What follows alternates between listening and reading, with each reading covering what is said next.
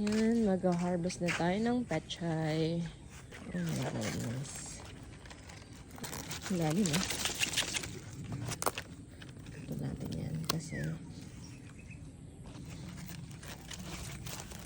tibay niya eh. Yan. Mia, ano? Nagbasa na yung bata oh. Yan, mali pa.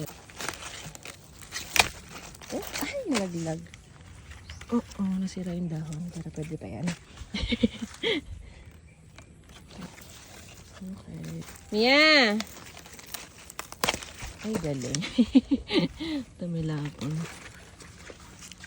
So, ito na lang. Ito na lang. Oh, yan. Ito na natin para ano. Ayun. Pang okay. Pwede na siguro yan. Gawin pa natin itong isa. Natin ito. Ayan. Sayang naman yung dahon.